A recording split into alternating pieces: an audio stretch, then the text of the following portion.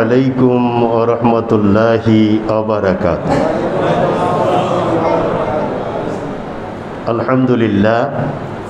আলহামদুলিল্লাহিল্লাযী কাফা ওয়া সালামুন আলা ইবাদিহিল্লাযীনা ইসতাফা। আম্মা বা'দ, ফাকাদ ক্বালাল্লাহু তাআলা ফি কালামিহিল মাজিদ ওয়া ফুরকানিহিল হামিদ। আউযু বিল্লাহি মিনাশ শাইতানির রাজীম। বিসমিল্লাহির রাহমানির রহিম। ইন্নাল্লাহা ওয়া মালাইকাতাহু ইউসাল্লুনা আলান নাবিয়্যি ইয়া আইয়ুহাল্লাযীনা আমানু সাল্লু আলাইহি ওয়া সাল্লিমু তাসলিমা। আল্লাহুম্মা সাল্লি আলা সাইয়্যিদিনা মাওলানা মুহাম্মদ ওয়া আলা আলি সাইয়্যিদিনা মাওলানা মুহাম্মদ সাল্লাল্লাহু আলা মুহাম্মদ সাল্লাল্লাহু আলাইহি ওয়াসাল্লাম। সাল্লাল্লাহু আলা মুহাম্মদ সাল্লাল্লাহু আলাইহি ওয়াসাল্লাম। বালাগাল উলা বিকামালিহি কাশাফাদ দুজা বিজামালিহি হাসুনাত জামিউ খিসালিহি সাল্লু আলাইহি ওয়া আলিহি। ইন্না রাহমাতাল্লাহি করিবুম মিনাল মুহসিনিন ওয়া মা আরসালনাকা ইল্লা রাহমাতাল লিল আলামিন। নাহমাদুহু ওয়া নুসাল্লি ওয়া নুসাল্লিমু আলা হাবিবিহিল কারীম। আম্মা বা'দ। আজকের এই মুবারক মাহফিলে উপস্থিত এ দরবার শরীফের সম্মানিত পীর সাহেব কিবলা আলহাজ হযরত মাওলানা আহসানুল হাদিস সাহেব মুদ্দাজিল্লুহুল আলী, উপস্থিত আমার ডান পার্শ্বে, বাম পার্শ্বে, সামনে আছেন আমার সম্মানিত মুরব্বিয়ানি কেরাম, সমবয়স্ক ভাইয়েরা, ছোট্ট ছোট্ট সোনামণিরা, পর্দার আড়ালে ভিন্ন আয়োজনে উপস্থিত আছেন আমার সম্মানিতা মায়েরা, বোনেরা, সকলকে আমি আবারও সালাম জানাচ্ছি। আসসালামু আলাইকুম ওয়া রাহমাতুল্লাহি ওয়া বারাকাতুহু। মহান আল্লাহ তাআলার দরবারে অনেক অনেক শুকর এবং সুজুদ আদায় করছি, যিনি আমাদেরকে আজকের এই গুরুত্বপূর্ণ মাহফিলে উপস্থিত হওয়ার তৌফিক দিয়েছে। এজন্য সকলে আন্তরিকভাবে উঁচু আওয়াজে সমস্বরে একবার পড়ে নেই আলহামদুলিল্লাহ। আর একটু আওয়াজ দিয়ে বলুন আলহামদুলিল্লাহ। লক্ষ কোটি সলাতু সালাম, দরুদু সালাম পেশ করছি রওজাতুম মির রিয়াজিল জান্নাহ, সোনার মদিনা, নবী পাকের পবিত্র রওজা মুবারকে, যেখানে হায়াতুন নবী রহমতুল্লিল আলামিন মুহাম্মদুর রাসূলুল্লাহ সাল্লাল্লাহু আলাইহি ওয়াসাল্লাম এখনো আছেন উম্মতের জন্য যিনি সদা ব্যস্ত এবং উম্মতের জন্য পেরেশান। নিজের জন্য তার কোনো কিছুর প্রয়োজন নেই, ঠিক কিনা?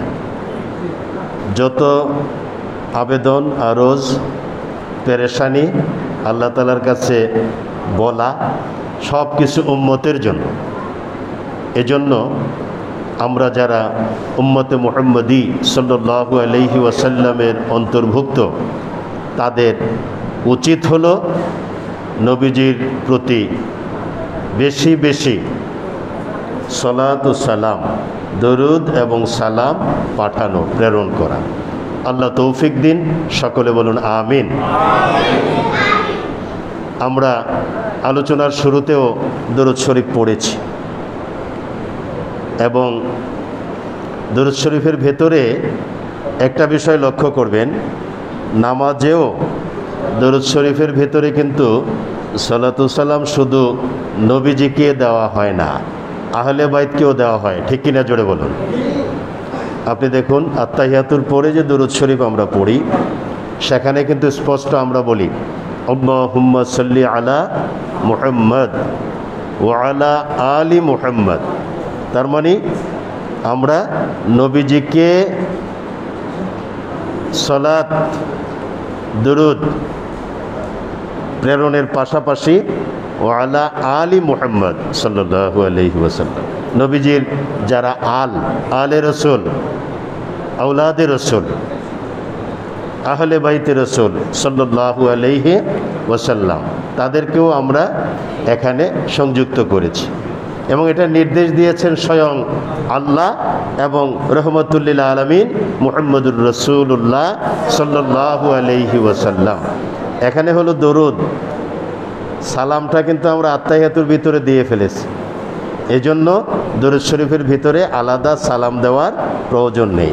তার মানে নামাজের ভেতরেও আমরা সালাত এবং সালাম, দরুদ এবং সালাম আমরা নবীজিকে এবং নবীজির যারা আহল তাদেরকে দিয়ে থাকি। সুবহানাল্লাহ বলুন।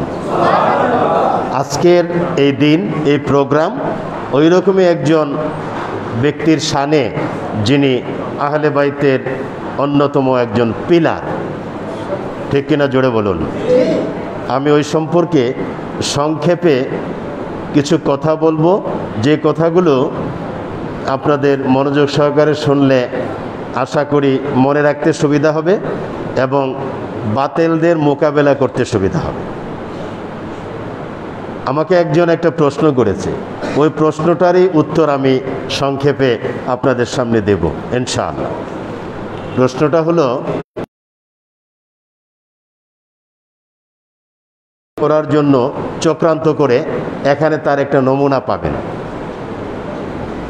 প্রশ্ন করা হলো, দুই শাহজাদা পরস্পর দ্বন্দ্বে লিপ্ত, আপনি কার পক্ষ অবলম্বন করবেন? বুঝে শুনে করবেন।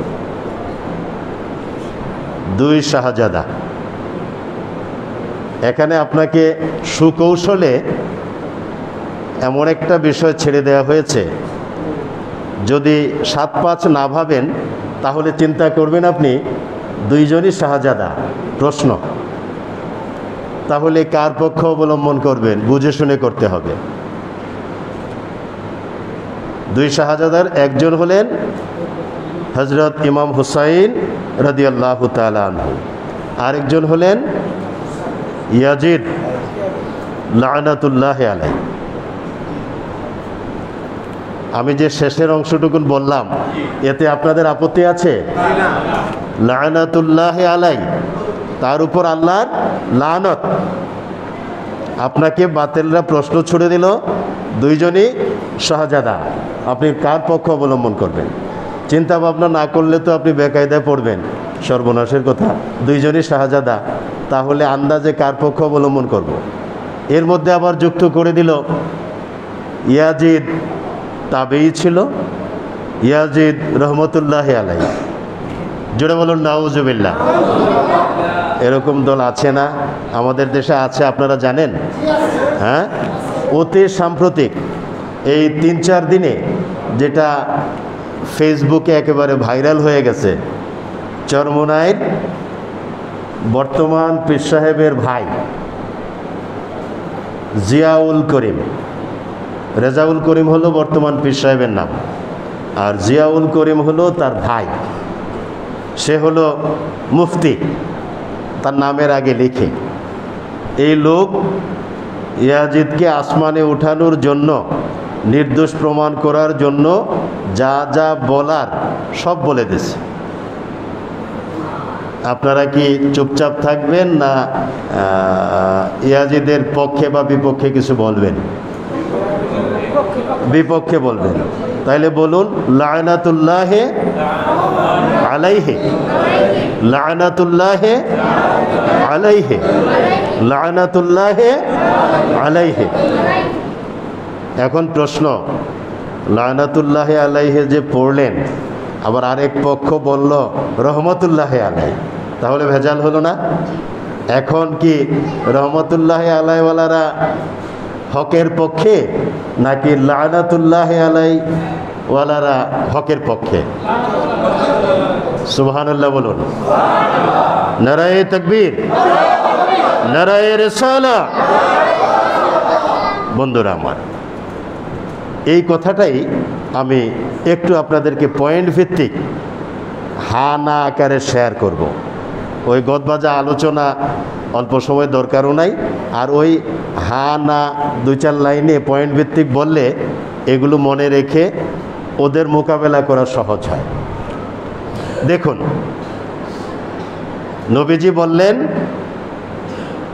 আল হুসাইনু মিন্নি ওয়া আনা মিন হুসাইন। সুবহানাল্লাহ।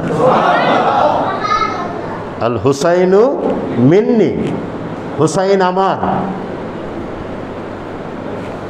ও আনা মিন হুসাইন, আমি হুসাইনের, মানে হুসাইন আমার অংশ, আমি হুসাইনের অংশ। সুবহানাল্লাহ বলুন। নবীজি যার শানে বললেন আমি হুসাইনের, হুসাইন আমার, এর চেয়ে বড় সার্টিফিকেট আর কি হতে পারে? সুবহানাল্লাহ, সুবহানাল্লাহ। আল হাসানু ওয়াল হুসাইনু সাইয়্যিদা শাবাবি আহলিল জান্নাহ। জোরে বলুন সুবহানাল্লাহ। রহমাতুল লিল আলামিন মুহাম্মদুর রাসূলুল্লাহ সাল্লাল্লাহু আলাইহি ওয়াসাল্লাম ইরশাদ ফরমান, হাসান এবং হুসাইন রাদিয়াল্লাহু তাআলা আনহুমা, তারা হলেন জান্নাতে যুবকদের নেতা। জোরে বলুন সুবহানাল্লাহ। জান্নাতে যুবকদের নেতা। হুসাইন আমার, আমি হুসাইনের, আমার হাসান, আমার হুসাইন জান্নাতে যুবকদের নেতা। সুবহানাল্লাহ বলুন। তাহলে ইয়াজিদের সাথে মিলল কিছু? মিলল? এবার দেখুন শাহাদাতে কারবালা, যুদ্ধ নয়, এটা প্রহসন। তিনি গিয়েছিলেন যুদ্ধ করার জন্য না, আপনারা ইতিহাস জানেন। এবং কুফাবাসীরা ইমাম হুসাইন রাদিয়াল্লাহু তাআলা আনহুর সাথে চরম বিশ্বাসঘাতকতা করেছে, যার পরিণতি হলো ওই কারবালা ট্র্যাজেডি। কারবালা ট্র্যাজেডির আগে তিনি যখন বাধাগ্রস্ত হলেন, ওবায়দুল্লাহ ইবনে জিয়াদের নেতৃত্বে যখন ওই কুলাঙ্গারগুলো বাধা দিল, ওদেরও কিন্তু আপনার আমার মতো টুপি ছিল, লম্বা লম্বা দাড়ি ছিল, পাগড়ি ছিল, জুব্বা ছিল। ওরাও কারবালার ময়দানে যুদ্ধ চলাকালীন সময়ে জামাতে নামাজও পড়ছে। এবং সর্বশেষে ইমাম হুসাইন রাদিয়াল্লাহু তাআলা আনহুকে কতল করার আগে, তিনি শাহাদত বরণ করার পূর্ব মুহূর্তে কমান্ডার ইন চিফ বারবার ওদেরকে বলছিল, তাড়াতাড়ি তাকে হত্যা করো, আমাদের আসরের নামাজ পড়তে হবে, বাকি আছে। চিন্তা করে দেখেছেন? যাকে ছাড়া নামাজ হয় না তাকে হত্যা করে তারা নামাজ পড়বে।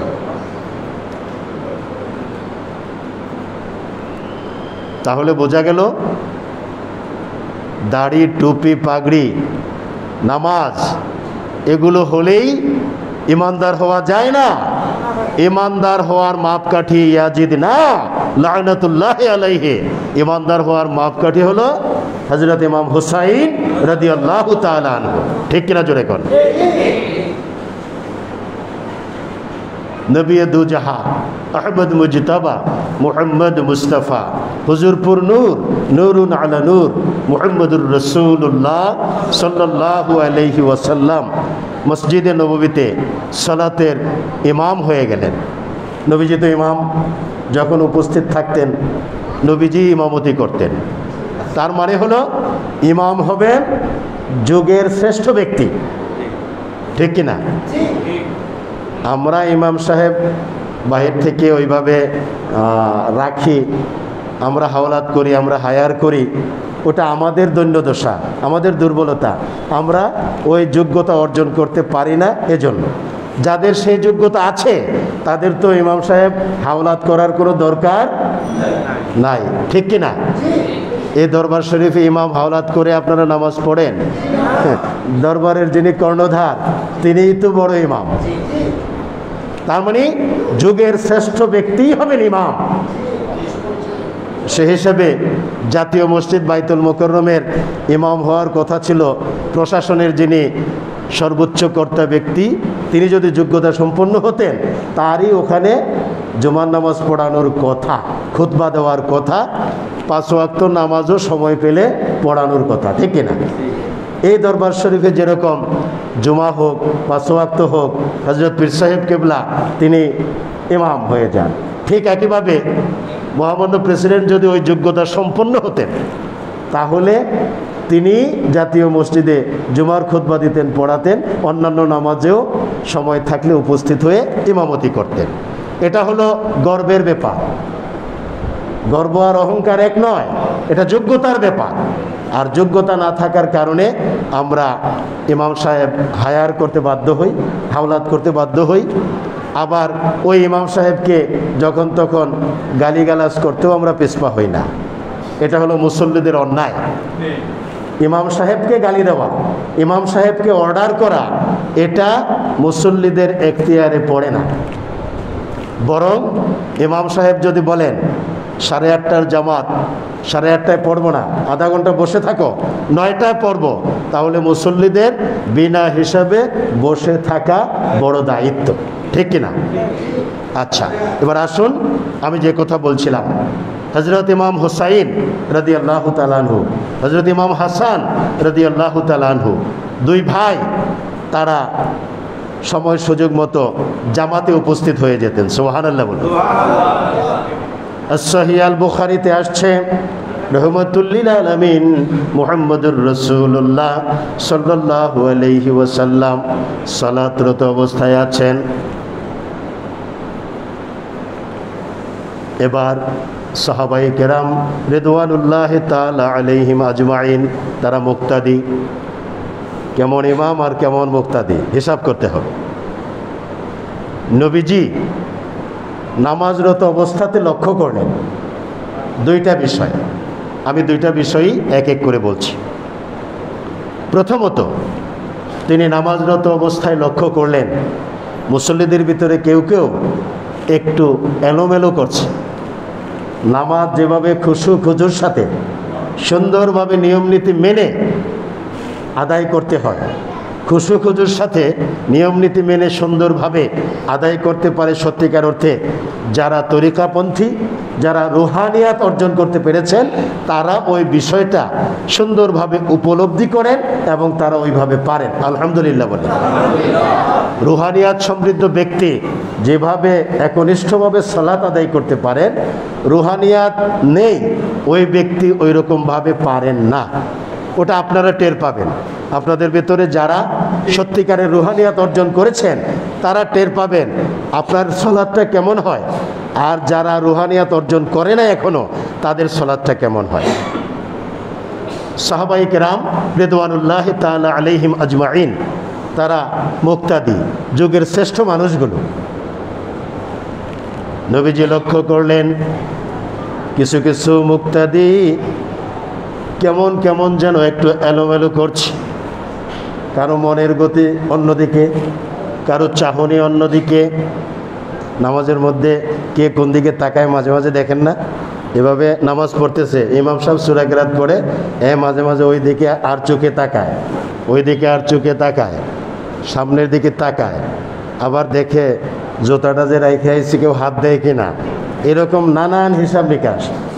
ব্যবসা বাণিজ্য করে দোকানে বেচা কিনা ভালোই হয়েছে, হিসাবটা সহজে এখানে এসে মেলানো যায়, এমন অনেকেই করে। এটাই বাস্তবতা। তো ওইগুলো নবীজি দেখে ফেললেন। নামাজ শেষ করে সালাম ফিরিয়ে নবীজি বললেন, সাহাবীরা, তোমাদের অনেকের সালাত হয় না, তোমাদের মন অন্যদিকে। সুবহানাল্লাহ বলুন। এ কথা বলার সাথে সাথে যাদের মন অন্যদিকে এরা টের পাইছে না? নবীজি নাম ধরে বলেন নাই, লজ্জা দেন নাই।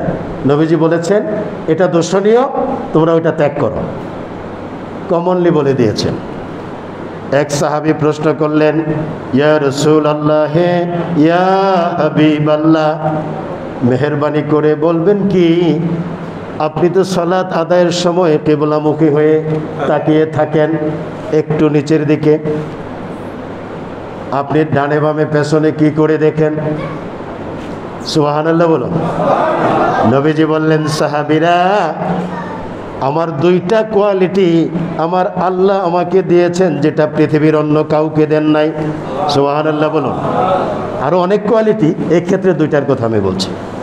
নাম্বার ওয়ান, আমি যেদিকেই তাকাই থাকি না কেন, আমি ডানে, ধরো পূর্ব দিকে তাকিয়ে আছি, পূর্ব দিকে যতটুকু আমি দেখি, তাকিয়ে আছি পূর্ব দিকে, আমি দক্ষিণ দিকে ততটুকু দেখি, উত্তর দিকে ততটুকু দেখি, আমার পেছনে পশ্চিম দিকেও আমি ততটুকু দেখি। তা তোমরা তো আমার পেছনে মুক্তাদি, আমি সামনের দিকে তাকিয়ে আছি কিবলামুখী দক্ষিণ দিকে, তোমরা আমার পেছনে উত্তর দিকে। আমি তোমাদের মতিগতি দেখি, তোমাদের চাহনি আমি লক্ষ্য করি, আমি দেখতেছি তোমাদের ভেতরে নানান দ্বিধা দ্বন্দ্ব কাজ করছে। সুবহানাল্লাহ। আরেকটা কোয়ালিটি আমার আল্লাহ আমাকে দিয়েছেন, আমি কথা আস্তে বলি আর জোরে বলি। জোরে বলার দরকার হয় না, অনেক সময় কথা বলতে গিয়ে স্পিরিট জোরে এসে যায়। আমি আস্তে বলি আর জোরে বলি, আমার সামনে যতটুকুন শোনে, আমার পেছনে ততটুকুন শোনে, আমার ডানে ততটুকুন, আমার বামে ততটুকুন। সাহাবী প্রশ্ন করলেন, ইয়া রাসূলুল্লাহ, ইয়া হাবিবাল্লাহ, যতটুকুন ততটুকুন কতটুকুন? এই যে বললেন যতটুকুন ততটুকুন, এটা কদ্দূর? নবীজি বললেন, এটা নির্ভর করে আমার সামনে পেছনে ডানে বামে শ্রোতা কতজন আছে। শ্রোতা যদি কয়েক লক্ষ থাকে, কয়েক লক্ষই আমার পার্শ্বের লোকটি যতটুকু স্পষ্ট আমার কথা শুনতে পাবে, সর্বপেছনে বা সামনে দূরে, সবচেয়ে দূরে যে আছে ঠিক একই রকম শুনতে পাবে। প্রমাণ হলো বিদায় হজের ভাষণ। লক্ষাধিক সাহাবায়ে কেরাম রিদওয়ানুল্লাহ তাআলা আলাইহিম আজমাইন উপস্থিত ছিলেন। মাইক ছিল? রহমতুল্লিল আলমিনের জন্য মাইকের দরকার আছে? নবীজি আস্তে আস্তে সুন্দর করে ভাষণ দিলেন। একদম কাছের সাহাবী যতটুকু স্পষ্ট করে শুনলেন, সবচেয়ে দূরের সাহাবীও ঠিক ওই রকম স্পষ্টভাবে শুনতে পেয়েছিলেন। সুবহানাল্লাহ। এবার নবীজি জামাতে ইমামতি শুরু করবেন। এর মধ্যে দুই ভাই উপস্থিত। সুবহানাল্লাহ বলুন। হযরত ইমাম হাসান রাদিয়াল্লাহু তাআলা আনহু, হযরত ইমাম হুসাইন রাদিয়াল্লাহু তাআলা আনহু, দুইজন উপস্থিত হয়ে গেলেন। নবীজি বললেন, আসো হাসান, তুমি আমার ডান পাশে দাঁড়িয়ে যাও, হুসাইন তুমি আমার বাম পাশে দাঁড়িয়ে যাও। সুবহানাল্লাহ বলুন। ইমাম সাহেবের ডান পাশে একজন, বাম পাশে একজন, এটাও একটা কাতার হয়ে গেছে।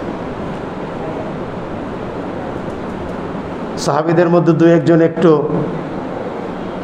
ফিস করতেছেন, একটু মাঝে মাঝে এলোমেলো হইলে বলে না, এইটা কোনটা, এটা কি হইল? যেমন ধরেন হযরত পীর সাহেব কেবলা, উনি দাঁড়াইলেন, ওনার ছোট বাচ্চা ছেলে আসলে হুজুরের পাশে দাঁড় করাই দিলেন। ছোটোবেলাতে দেখতাম আমার আব্বা ওই রকম করতেন, আমার পাশে ওই যে বিভিন্ন জায়গায় উনি সফরে যেতেন ওয়াজ মাহফিলে, তা আমি কখনো সাথে গেলে ওই ওনার পাশে দাঁড়াইয়া নামাজ পড়তাম। তো এখন গুঞ্জন কি ব্যাপার, এটা কেমন হইলো? কাতার টাতার বাদ দিয়া নবীজি দুই নাতিকে দুই পাশে দাঁড়ায় করে রাখলেন।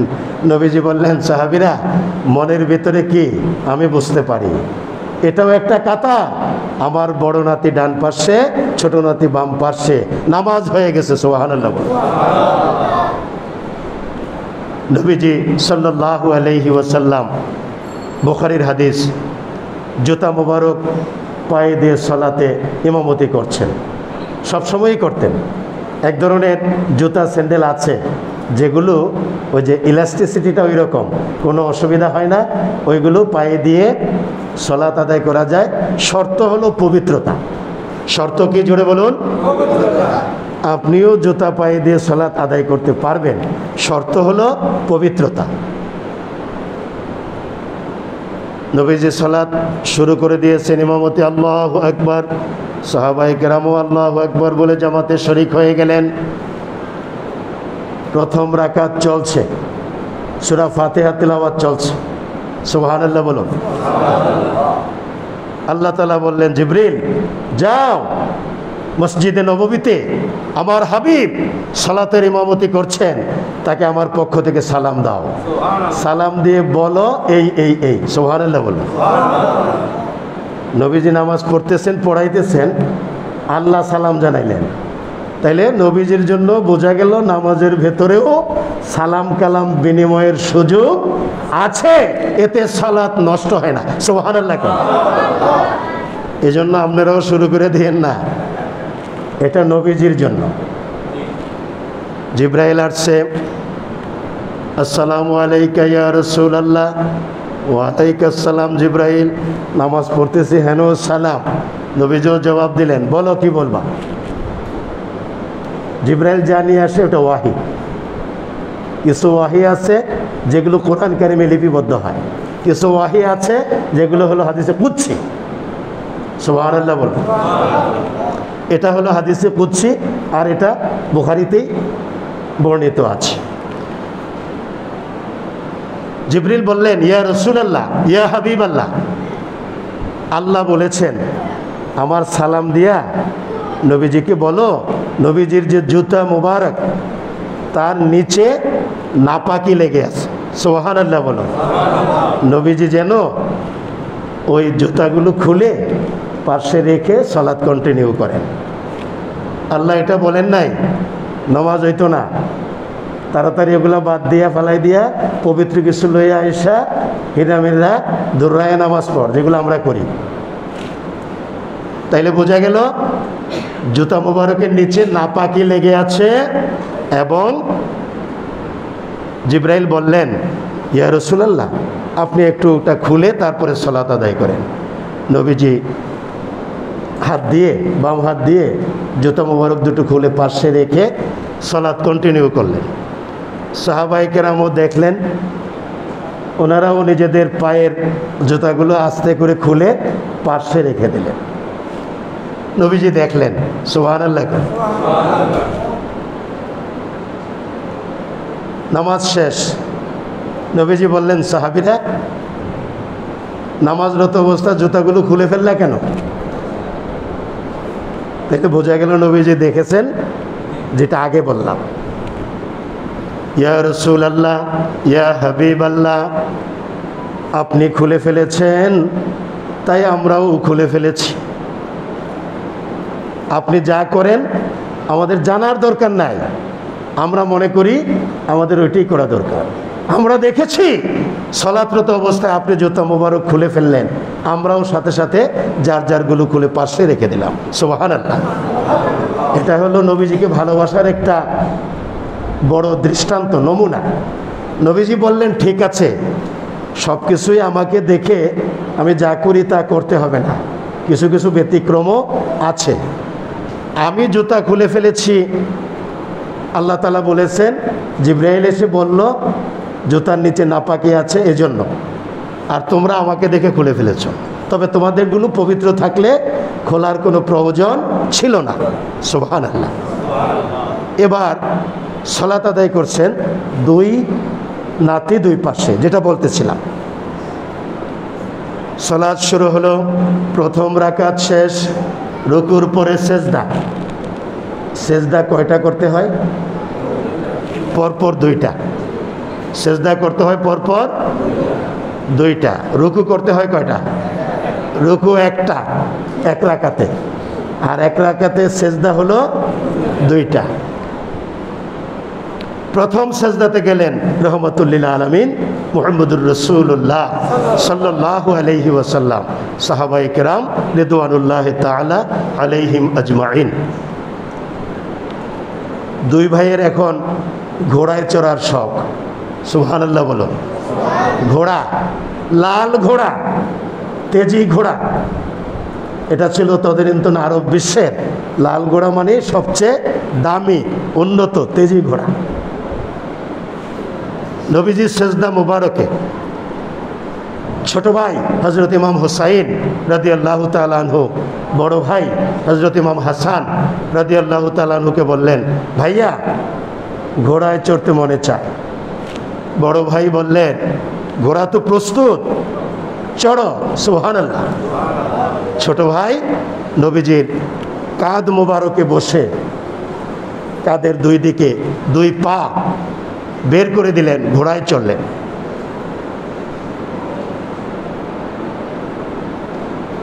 ঘোড়ায় চলছেন, কারণ ঘোড়া তো ডাকে না, ভাইয়া কেমন ঘোড়াতে চললাম, ঘোড়া তো ডাক দেয় না। বড় ভাই বললেন, দুই পা দিয়ে ঘোড়ার বুকে হালকা আঘাত করো, ঘোড়া ডাকবে। সুবহানাল্লাহ, সুবহানাল্লাহ। এতে কি দুই ইমামের কবিরা গুনাহ হয়েছে? জোরে কোন?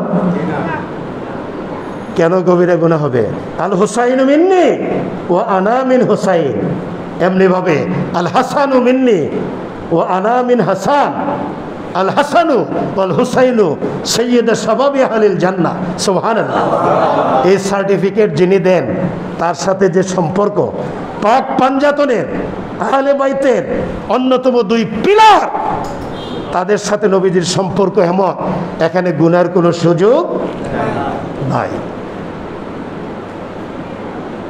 দুই পা দিয়ে মৃদু আঘাত করলেন, ঘোড়া হালকা ডাকল, আওয়াজ করে ডাকলেন রহমতুল্লিল আলামিন। ইমাম হোসাইন ডেকে বলে, ভাইয়া এত তেজি ঘোড়া, উন্নত ঘোড়া, লাল ঘোড়া, ডাকটা তো এত লাল ঘোড়ার মতো না, দুর্বল ডাক, ভাল লাগে না, ডাকাডাকি বহুত হয়েছে, ঘোড়ায় চড়ছি, এবার নাইমা যাই। নাইমা গেছে। নবীজি আল্লাহু আকবার বলে সেজদা থেকে শির মোবারক উত্তোলন করলেন। সুবহানাল্লাহ। এর মধ্যে অনেক সময় কেটে গেল। সাহাবীদের মধ্যে কেউ কেউ আবার উকি ঝুঁকিও দেন, আকার ইঙ্গিতে দেখারও চেষ্টা করেন, কি ব্যাপার এতক্ষণ হয়ে গেল নবীজি সেজদা থেকে উঠছেন না কেন? অনেকে আর চোখে দেখে না, ওই সেজদা থেকে কিন্তু এমন করে কি হইল। অনেক সময় আবার অনেক কিছু ঘটেও যায়।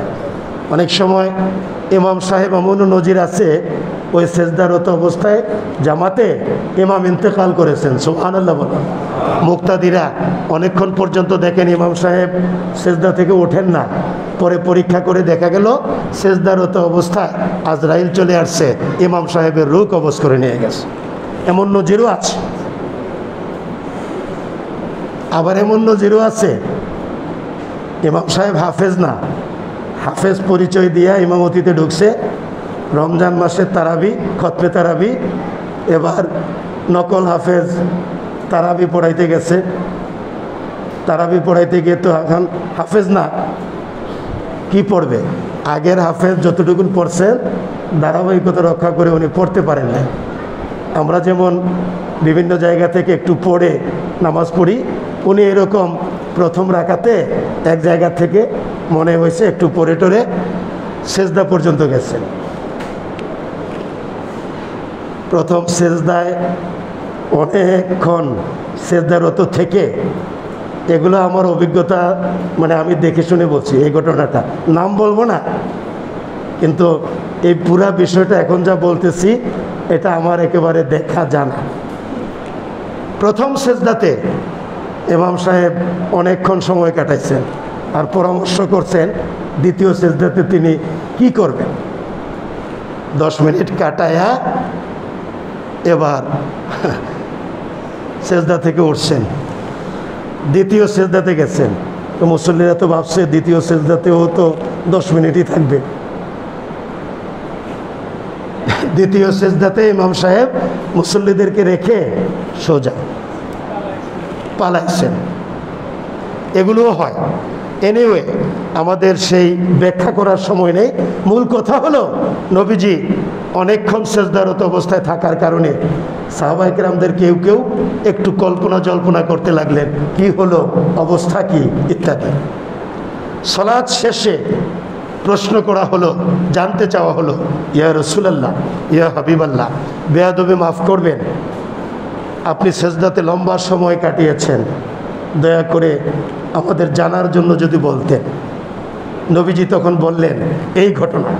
সাহাবীরা, মুসল্লিরা শোনো, আমি সেজদারত অবস্থায় আমার ছোট নাতি আমাকে ঘোড়া বানাইয়া যখন আমার কাঁধে চড়তেছিল, বড় নাতি ডিরেকশন দিতেছিল, আল্লাহ রাব্বুল আলামিন আরশে আজিম থেকে আমাকে বলে দিলেন, ইয়া রাসূলুল্লাহ, ইয়া হাবিবাল্লাহ, নাতির মনে কষ্ট দিয়ে আপনার সেজদাতে তাড়াহুড়া করার কোনো দরকার নাই।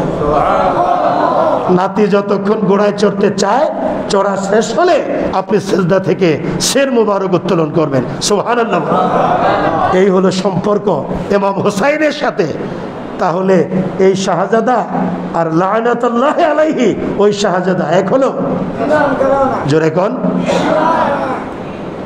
এবার আসুন, শাহজাদার বাবা আর ওই শাহজাদার বাবা দুইজনের অবস্থানটা কি? সুবহানাল্লাহ, সুবহানাল্লাহ।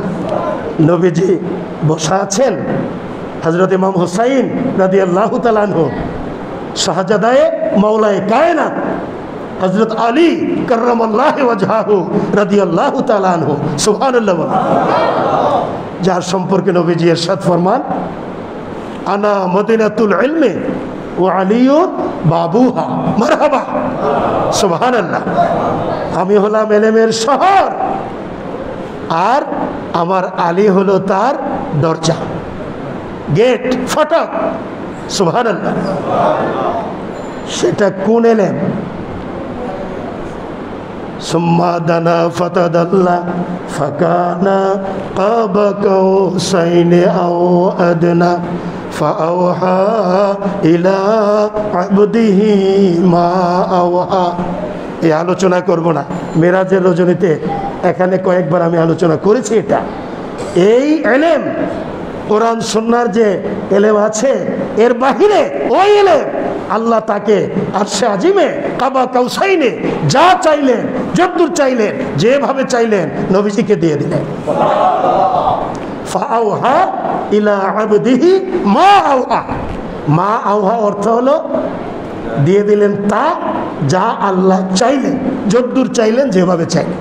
ওটা কোনো হিসাব নিকাশ নাই।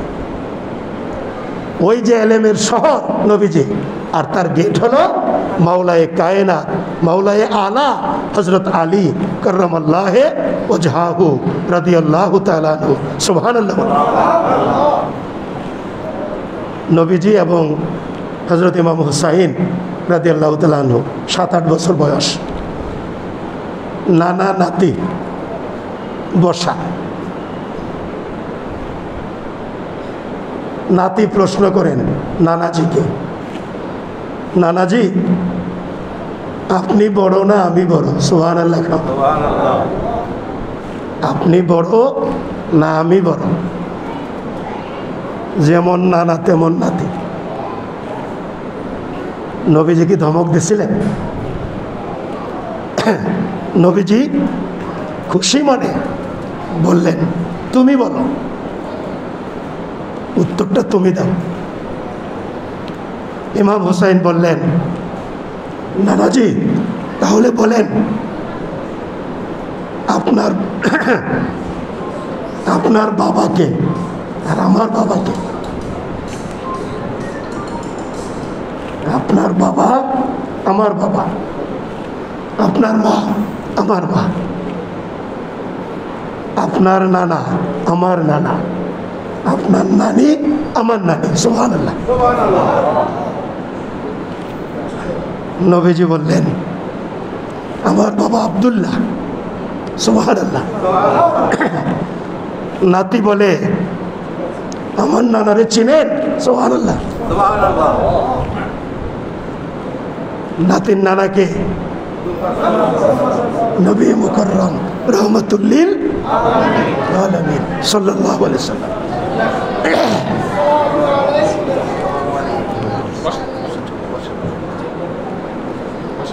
তাইলে আপনার বাবা আমার বাবা,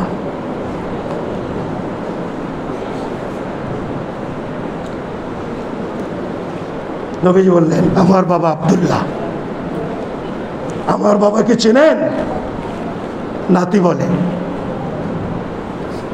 আনা মদিনাতুল ইলমি ওয়া আলিয়ুন বাবুহা।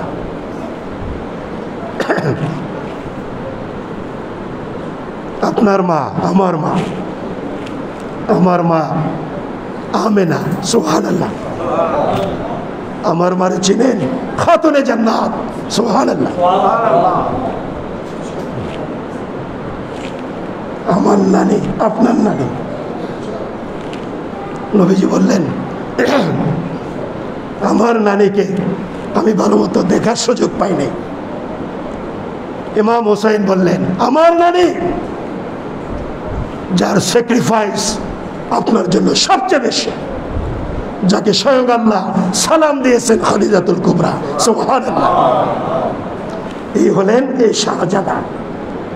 আর ওই শাহজাদাকে ব্যাখ্যা করা লাগবে? তাইলে বোঝা গেল দুই শাহজাদাকে আমরা তুলনা করব না, তুলনার কোনো সুযোগ নাই। এই শাহজাদা ইমানের অংশ, ঠিক কিনা? ওই শাহজাদা লানাতুল্লাহ আলাইহি। কথা ঠিক?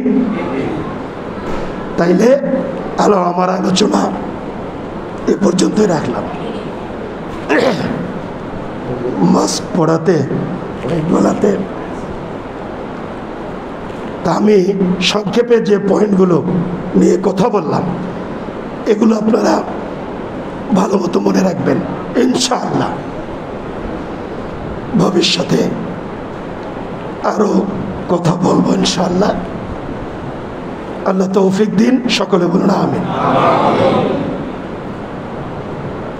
হযরত পীর সাহেব কিবলা এসে গেছেন, ওনার কাছে দোয়া চেয়ে, আপনাদের কাছে দোয়া চেয়ে আলোচনা এখানে শেষ করছি। আসসালামু আলাইকুম ওয়া রাহমাতুল্লাহ।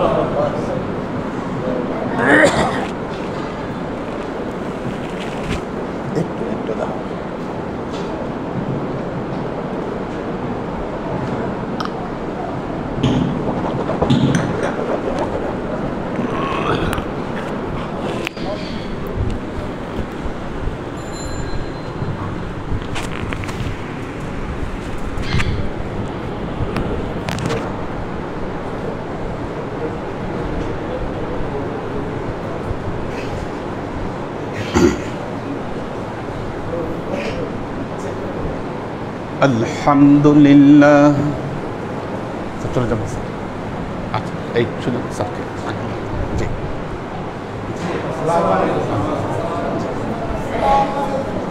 স্যার জি স্যার।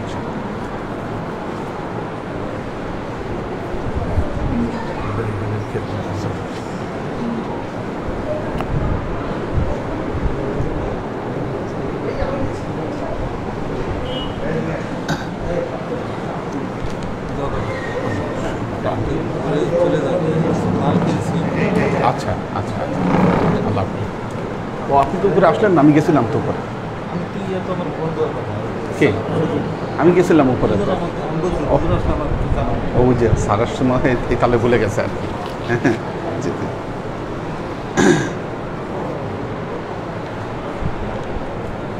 পায়ে ব্যথা লাগতেছে যে একটু আচ্ছা নিচে আচ্ছা, করবো। ঠিক আছে ঠিক আছে। আলহামদুলিল্লাহ আলহামদুলিল্লাহি নাহমাদুহু ওয়া নাস্তাঈনুহু ওয়া নাস্তাগফিরুহু ওয়া নু'মিনু বিহি ওয়া নাতাওয়াক্কালু আলাইহি ওয়া নাউযু বিল্লাহি মিন শুরুরি আনফুসিনা ওয়া মিন সাইয়্যাতি আ'মালিনা মান ইয়াহদিল্লাহু ফাহুয়াল মুহতাদি ওয়া মান ইউদ্লিল ফালান তাজিদা লাহু ওয়ালিয়্যাম মুরশিদা فنشهد أن لا إله إلا الله وحده لا شريك له ونشهد أن سيدنا وسندنا ونبينا محمدا صلى الله عليه وسلم الذي أرسله الله بالحق بشيرا ونذيرا وداعيا إلى الله بإذنه وسراجا منيرا وقال الله تعالى في كلامه المجيد وفرقانه الحميد ما كان محمد أبا أحد من رجالكم ولكن رسول الله وخاتم النبيين وكان الله بكل شيء عليما إن الله وملائكته يصلون على النبي يا أيها الذين آمنوا صلوا عليه وسلموا تسليما صلى الله على محمد صلى الله عليه وسلم صلى الله على محمد صلى الله عليه وسلم صلى الله على محمد صلى الله عليه وسلم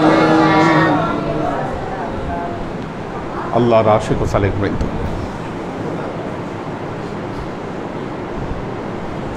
মুহররম মাসের 10 তারিখ,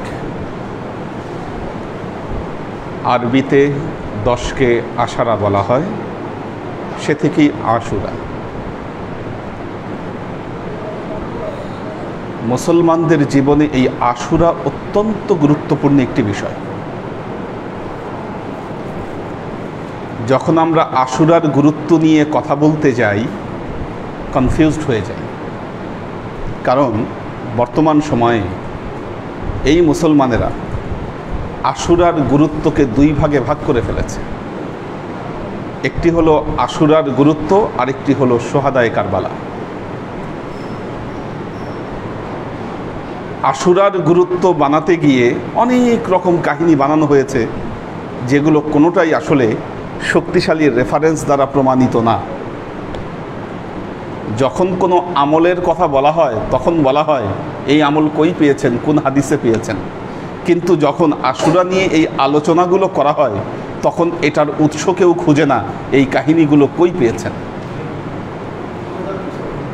আলেমেরা যখন আশুরা নিয়ে বক্তব্য দেন, কনফিউশন লাগে, এরা কি আসলে আমাদের নবীর উম্মত, না আসলে ইয়াকুব আলাইহিস সালামের উম্মত, না অন্য কোনো নবীর উম্মত।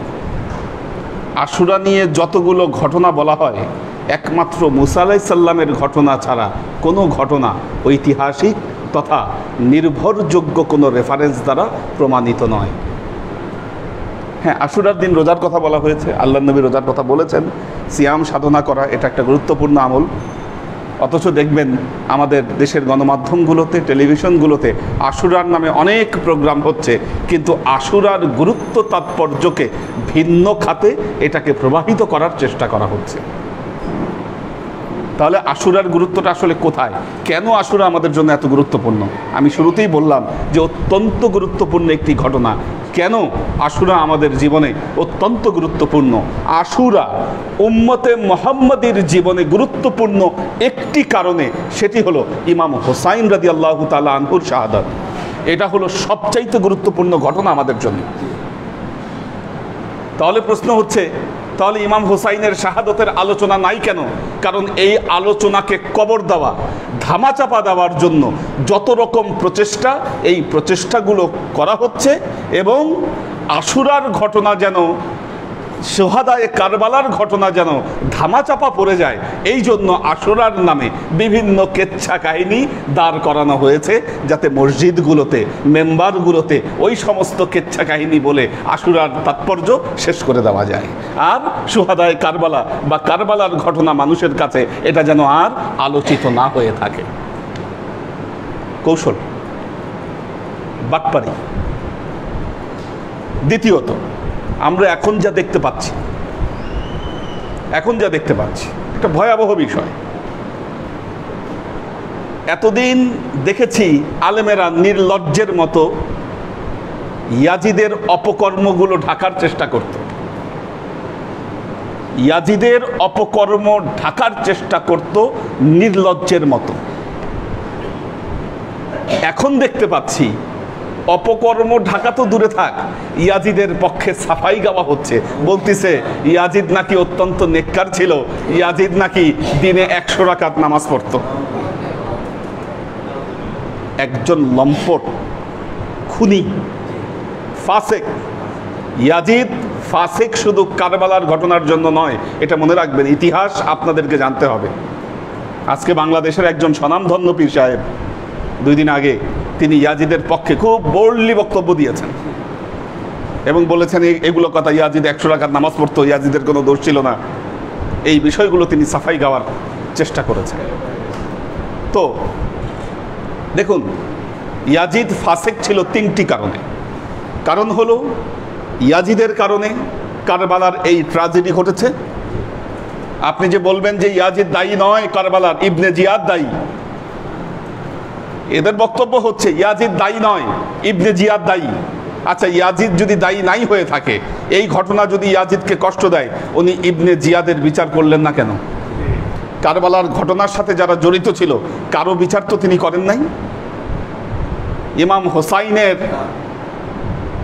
মস্তক যখন ইয়াজিদের দরবারে পাঠানো হয়েছিল, তিনি এই মস্তক নিয়ে যারা গিয়েছে তাদেরকে শাস্তি কেন দিলেন না? এখানে সাফাই গাওয়ার কোনো সুযোগ নেই।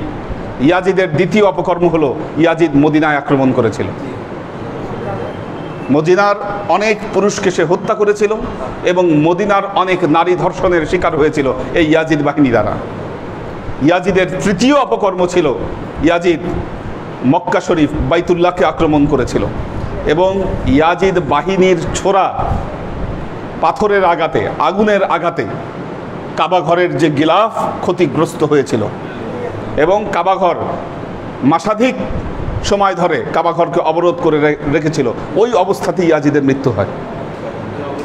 হ্যাঁ, কাবা ঘর যখন অবরোধ ছিল ওই অবস্থায় হঠাৎ ইয়াজিদের মৃত্যু হয়। তো এই 3টি কারণে ইয়াজিদ প্রকাশ্য ফাসেক ছিল, এই ব্যাপারে আমাদের কোনো সন্দেহ নাই। দেখুন একটা জিনিস, নবীর যুগে যারা সাহাবী ছিলেন, আজকে এই ঘটনাগুলোকে কেন ধামাচাপা দেওয়া হয়? বলা হয় যে না, ইসলামে আরো অনেক গুরুত্বপূর্ণ বিষয় আছে, এই বিষয়গুলো আমাদের আলোচনা করা দরকার। অথচ এই বিষয়গুলো আমাদের এত আলোচনার কোনো বিষয় নয়, কারণ এগুলো আমাদের ভেতরে বিভেদ বাড়াবে। এটা কি নবীর শিক্ষা যে সত্য কথা আমরা আলোচনা করব না, ইতিহাসকে আমরা বিকৃতি করব, আর ইতিহাস যা ঘটে গেছে, যা জলজান্ত ইতিহাস হিসাবে পৃথিবীতে প্রমাণিত, সেটাকে আমরা কবর দিব আর তার পরিবর্তে এমন কিছু প্রচার করার চেষ্টা করব যা সম্পূর্ণ ভুয়া, মিথ্যা এবং ভিত্তিহীন। মুসলমানদের চরিত্র নষ্ট করার যত রকম কারবার, সব কারবারগুলো কি এই আলেম সম্প্রদায়ের মধ্যে কিছু লোক এই কাজ করার সমস্ত চেষ্টা সে করেছে। দেখুন একটা জিনিস একটু খেয়াল করে দেখুন, রাসূলুল্লাহ সাল্লাল্লাহু আলাইহি ওয়াসাল্লাম ভবিষ্যৎবাণী করেছিলেন ইমাম হোসাইনের কি হবে। আল্লাহর নবী ভবিষ্যৎবাণী করেছিলেন ইমাম হাসানের কি হবে। ভবিষ্যৎবাণী করেছিলেন, আল্লাহর নবী সব জানতেন মুহাম্মদ রাসূলুল্লাহ সাল্লাল্লাহু আলাইহি ওয়াসাল্লাম। তারপরেও কেন এত বড় ঘটনা ঘটে গেল? নবী পরিবারের উপরে কেন এত বড় আঘাত আসলো? আল্লাহর নবী কি দোয়া করে এই আঘাতটাকে, এত বড় একটা ঘটনাকে আল্লাহর নবী কি ফিরাতে পারতেন না? কেন ঘটে গেল এই ঘটনা? কি আমাদের চিন্তার বিষয় এটা? এটা অত্যন্ত গুরুত্বপূর্ণ একটা বিষয়।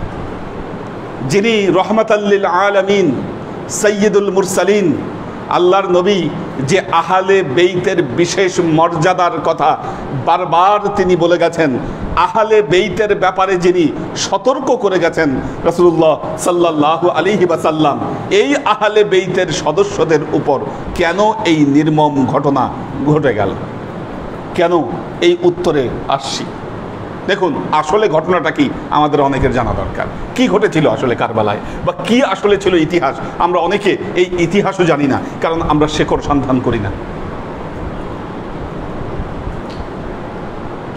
আল্লাহর নবী ইন্তেকাল করলেন 12ই রবিউল আউয়াল। তার আগে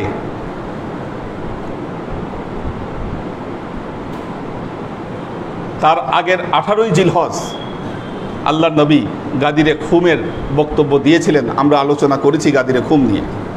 কি সেখানে আল্লাহর নবী ঘোষণা করেছিলেন, মান কুনতু মাওলাহু ফাহাদাল আলিয়্যু মাওলা। দেখুন একটা বিষয়, আজকে আমাদের সমাজে এই বিষয়টা প্রতিষ্ঠিত হয়ে গেছে যে এই কারবালার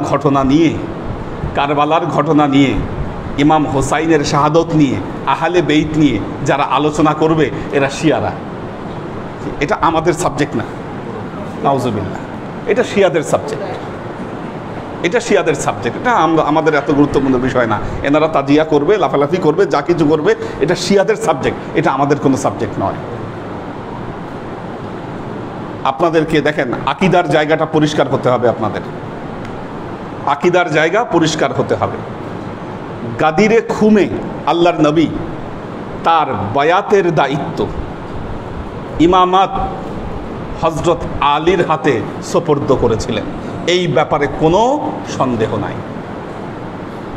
একটা হলো ইমামাত, আরেকটা হলো খেলাফত। কি দুইটার অবস্থা আপনাকে বুঝতে হবে। ইমামত হলো ধর্মীয় পোস্ট, খেলাফত হলো রাজনৈতিক পোস্ট। খেলাফত হলো রাজনৈতিক পোস্ট। তো আল্লাহর নবী ইমামাত হযরত আলীর হাতে সোপর্দ করে গিয়েছেন, এবং এই বিষয়টা ওই সময়ে হযরত ওমর রাদিয়াল্লাহু তাআলা আনহু সহ অন্যান্য সাহাবী মেনে নিয়েছেন, যা ঐতিহাসিকভাবে এমনকি হাদিসের রেফারেন্স দ্বারা, থিওলজিক্যাল রেফারেন্স দ্বারা এই বিষয়টি প্রতিষ্ঠিত। কারণ সেই ভাষণের পর হযরত ওমর রাদিয়াল্লাহু তাআলা আনহু বলেছিলেন, কদ সাহেবতাল মুমিনিনা ওয়াল মুমিনাত, আপনি তো মুমিন মুমিনাতদের নেতা আজকে হয়েই গেলেন। তাহলে আল্লাহর নবী কি করলেন? ইমামত দিলেন কাকে? হযরত আলীকে। খেলাফত দিলেন কাকে? হযরত আবু বকরকে। কি একটা পলিটিক্যাল পোস্ট, একটা স্পিরিচুয়াল পোস্ট। আচ্ছা, এখন প্রথম খলিফা হলেন হযরত আবু বকর রাদিয়াল্লাহু তাআলা আনহু।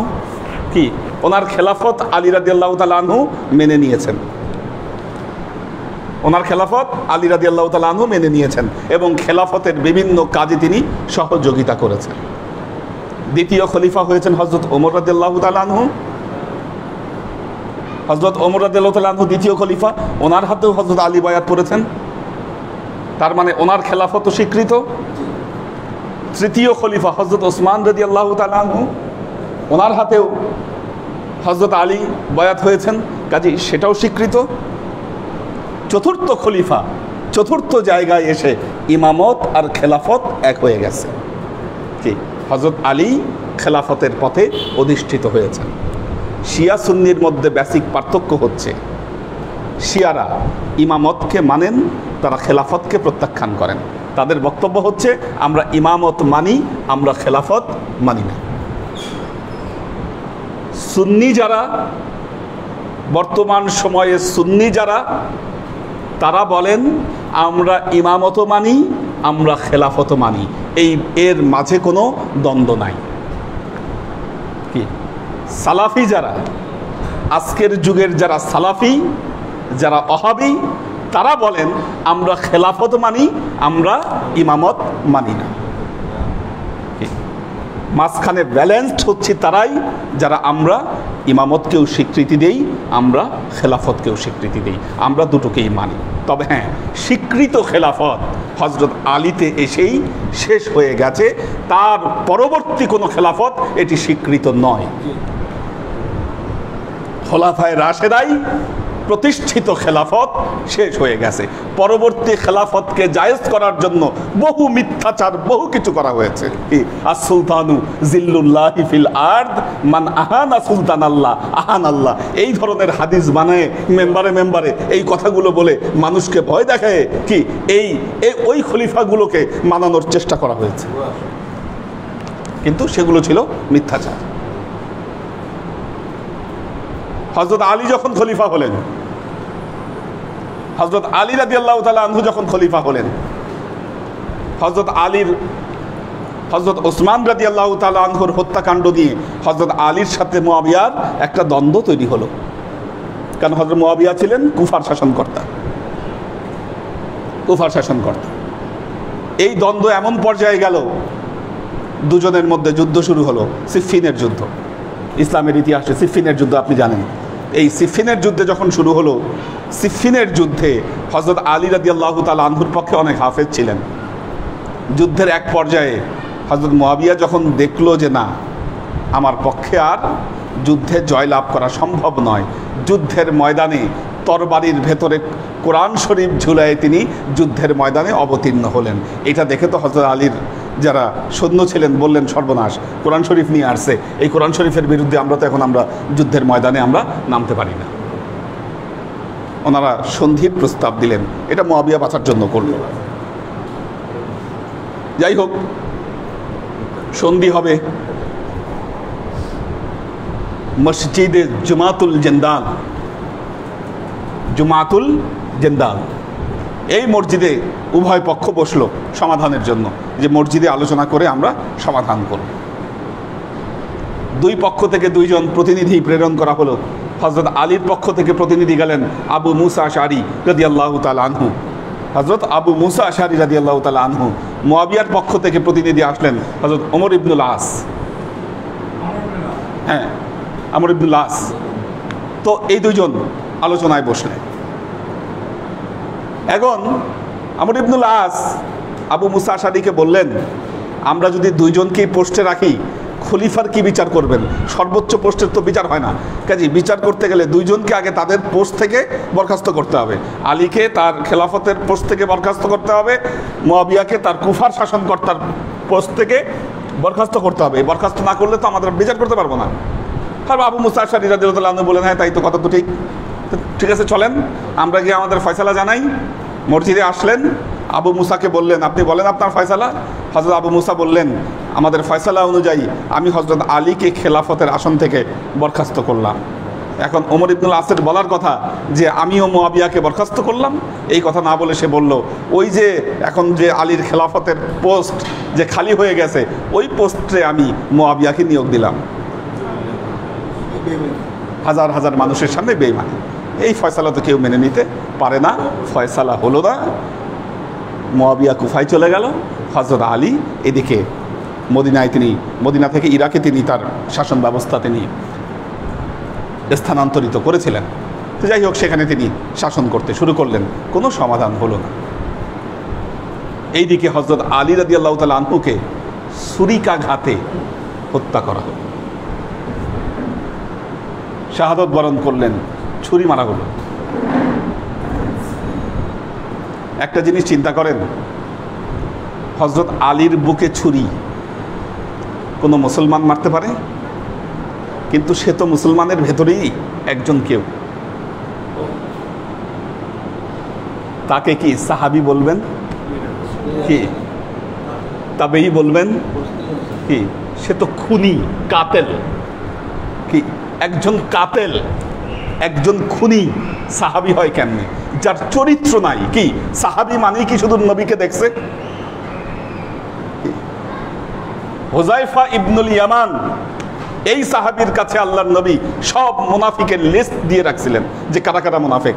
এই জন্য ওমর রাদিয়াল্লাহু তাআলা আনহু কোনো সাহাবী মারা গেলে আগে দেখতো যে হুযায়ফা ইবনুল ইয়ামান জানাজায় আসছে কিনা, বা আগে হুযায়ফা ইবনুল ইয়ামানের কাছে গিয়ে আগে কনফার্ম হতেন যে আসলে এই যে মারা গেছে সাহাবীটা, এ কি আসলে সাহাবী ছিল না এ মুনাফিক ছিল। কি যদি মুনাফিক হতো হযরত ওমর তার জানাজা পড়তেন না, তার জানাজা পড়তেন না। কাজে নবীকে দেখা মানেই সাহাবী নয়, সাহাবীকে দেখা মানেই তাবি নয়, তাবিকে দেখা মানেই তাবে তাবেঈন নয়। যার তাকওয়া ঠিক নাই, যার আমল ঠিক নাই, সে কখনো তাবেঈ বা সে কখনো সাহাবী হতে পারে না। আমাদের সমস্যা কি? সত্য কথা বলতে পারবো না। কি সত্য ভয় দেখায় সত্য বলার অধিকার নষ্ট করা হয়েছে। কোন সময় নষ্ট করা হয়েছে? হয়েছিল বহু আগে। কি ব্রিটিশরা শাসন করে গেছে, 200 বছর শাসন করছে, ওরা চলে গেছে, তারপরে ওদের নিয়ম কানুন আমরা ভাঙতে পারি নাই। কি শাসক গোষ্ঠী এমন চাবি মারছে, সত্য কথা বলার অধিকার আমাদের কাছ থেকে কেড়ে নিয়েছে। হযরত আলীকে যিনি হত্যা করতে পারেন, তিনি কি সাহাবী হতে পারেন? ইমাম হাসানকে কয়েকবার হত্যা করার চেষ্টা করা হলো। পরিস্থিতি এমন, উনি জীবন নিয়ে কোনোখানে স্থিরভাবে থাকতে পারছেন না, প্রতিটা মুহূর্তে ওনার মৃত্যুর ভয়, কোন সময় ওনাকে হত্যা করা হবে।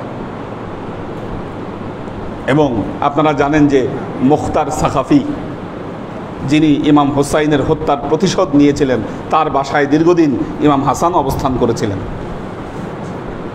ইমাম হাসান দেখলেন যে এখন যদি ইমাম হাসান যদি হযরত মুয়াবিয়াকে দমন করতে যান, তাহলে মুসলিম উম্মার দুই দলের মধ্যে বিরাট মারামারি এবং গণ্ডগোল লেগে যাবে। বিরাট মারামারি এবং গণ্ডগোল লেগে যাবে দুই দলের মধ্যে। এই সংঘর্ষ এড়ানোর জন্য ইমাম হাসান তিনি মুয়াবিয়ার সাথে সন্ধি করলেন।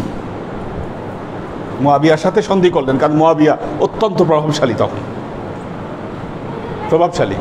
প্রতাপশালী, এবং মুসলমানদের যে চরিত্র ছিল ওই সময়ে টাকা পাইলে, মুদ্রা পাইলে বিক্রি হয়ে যেত। কি এই সব অবস্থায় হযরত মুয়াবিয়ার সাথে ইমাম হাসান চুক্তি করতে বাধ্য হলেন। চুক্তির যে শর্তগুলো ছিল, এই শর্ত অনুযায়ী যতদিন মুয়াবিয়া জীবিত আছেন তিনি শাসন করবেন। মুয়াবিয়ার ইন্তেকালের পর খলিফা হবেন ইমাম হাসান, যদি বেঁচে থাকেন তিনি খলিফা হবেন।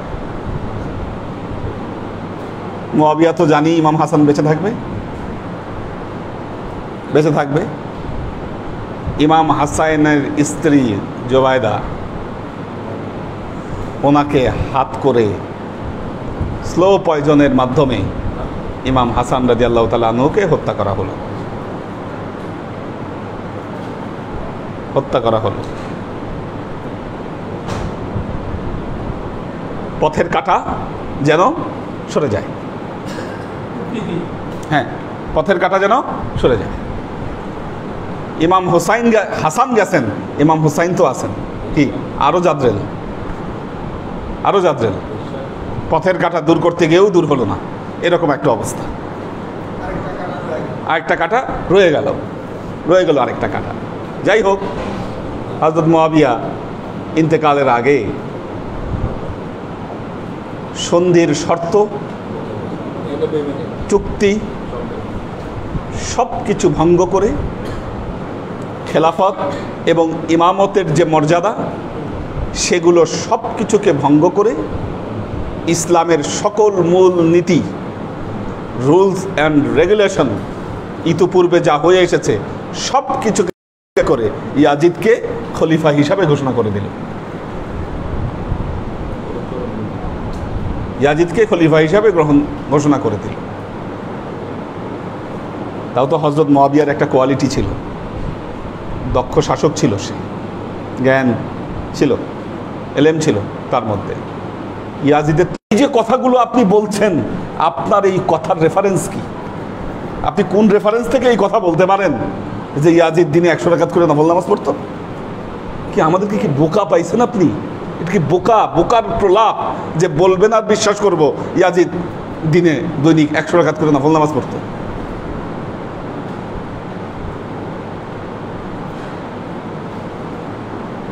তো আল্লাহর আশেক ও সালেক বৃন্দ, ইয়াজিদ যখন হলো, ইয়াজিদকে কেউ মেনে নিবে না। সবাই জানেন ইমাম হুসাইন আছে, ইমাম হুসাইন আছে। সবাই হুসাইনের হাতে বায়াত পড়ার ইচ্ছা গ্রহণ করলেন। দামেস্কে ইয়াজিদ, আর দামেস্কের খুব কাছেই হচ্ছে কুফা, গুরুত্বপূর্ণ রাজনৈতিক জায়গা থেকে খুব গুরুত্বপূর্ণ একটা অঞ্চল। এখন সবাই ইমাম হুসাইনকে চায়। কুফাবাসী ইমাম হুসাইনের কাছে অসংখ্য চিঠি পাঠালো যে আমরা আপনার হাতে বয়াত পড়তে চাই, আপনি কুফায় চলে আসেন।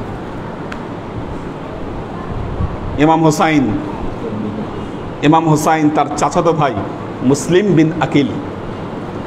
বিন আকিলকে পাঠালেন যে মুসলিম বিন আকিল, তুমি কুফায় যাও আর ঘটনা দেখো, আসলে যে এত চিঠি পাঠাচ্ছে যারা কুফার লোক যে এত চিঠি পাঠাচ্ছে, তুমি গিয়ে একটু দেখো যে এই ঘটনা আসলে সত্যি কিনা, আসলেই কি তারা আমার হাতে বয়াত পড়তে চায় কিনা, তুমি গিয়ে ঘটনা যাচাই করে আসো।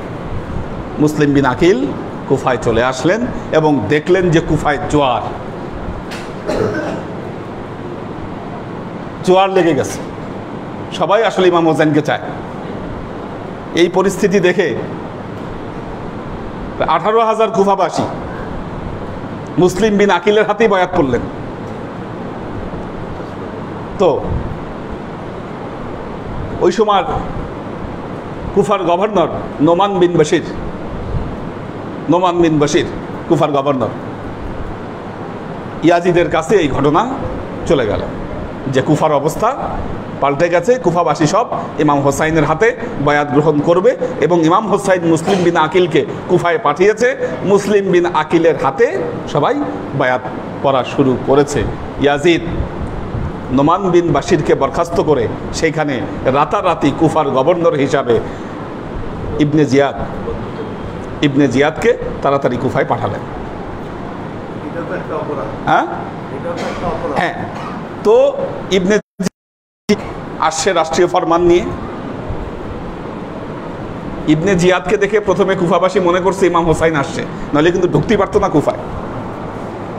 সে খুব চতুরতার সাথে ইমাম হুসাইনের মতো বিবিকে মুসলিম বিন আকিল ইমাম হুসাইনের কাছে চিঠি পাঠিয়ে দিছে যে 18,000 কুফাবাসী আমার হাতে বয়াত করছে, আপনি তাড়াতাড়ি চলে আসেন, সবাই আপনার হাতে বয়াত পড়বে। ইবনে জিয়াদ এসে বক্তব্য দিল কি, ইয়াজিদ সেনাবাহিনী পাঠাচ্ছে, কুফায় রক্ত ঝরানো হবে।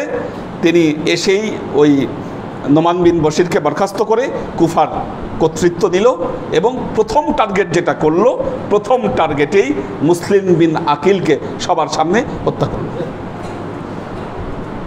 জবাই করে ফেললো মুসলিম বিন আকিলকে। যখন সবার সামনে মুসলিম বিন আকিলকে হত্যা করলো, সবাই ভয় পেয়ে গেল, আস্তে আস্তে ঘরে গিয়ে ঢুকে ঘরের দরজা লাগাই দেওয়া শুরু করলো।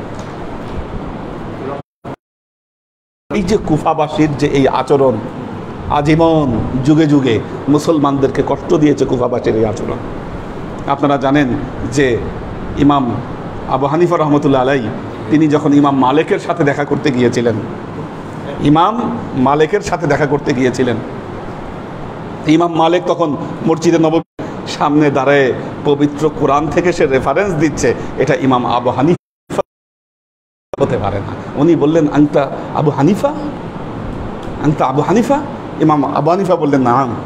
উঠে ইমাম আবু হানিফাকে জড়ায় ধরলেন, জড়ায় ধরলেন। তো এই যে কুফাবাসীর যে আচরণ মুসলমানদেরকে আজীবন এই আচরণ কষ্ট দিয়েছিল। যাই হোক,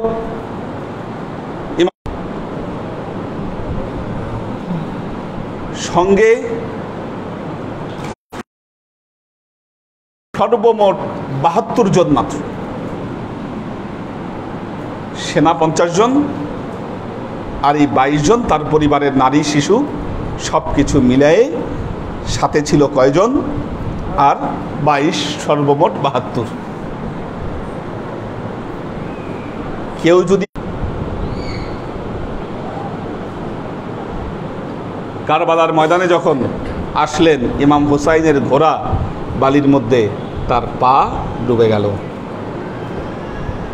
আল্লাহর নবীর ভবিষ্যৎবাণী ইমাম হুসাইন তিনি স্মরণ করলেন এবং নিশ্চিত হয়ে গেলেন যে কি করতে যাচ্ছে। ইমাম হুসাইনকে সর্বপ্রথম বাধা দিল হুররা ইবনে ইয়াজিদ, সেনাপতি। বাধা দিল, ঘেরাও করে ফেলল চতুর্দিকে এবং বলল যে আপনি এগোতে পারবেন না, এগোতে পারবেন না। ফোরাতের পানি বন্ধ করে দেওয়া হলো, ফোরাতের পানি বন্ধ করে দেওয়া হলো, দজলা ফরাত, কারণ এক হতে মেনে নিল না। যার ফলশ্রুতিতে ৬১ হিজরি ১০ই মুহররম, আগামীকাল শুক্রবার, ওই দিনও ছিল শুক্রবার,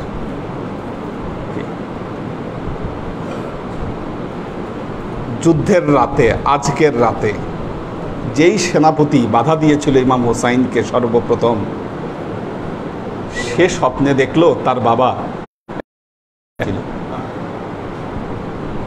তার বাবাকে স্বপ্নে দেখল, এসে হুররাকে বলতেছে, হুররা তুমি কি তোমার জন্য জাহান্নাম নিশ্চিত করতে চাচ্ছ?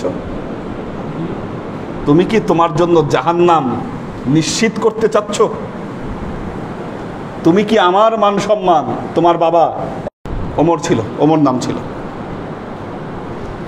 তো ওমর বিন সাদ, ওমর বিন সাদ বলল, হ্যাঁ আমি যুদ্ধ করতে চাই, আজকে এমন যুদ্ধ করব ৪,০০০ সৈন্য আমার দলে, আর সেখানে আছে মাত্র ৭২ জন, মানে যুদ্ধ হবে আজকে কচু কাটা যুদ্ধ। ৭২ জন আর এদের আছে মাত্র ৭২ জন, আমরা ৪,০০০, যুদ্ধ তো কি হবে বুঝো।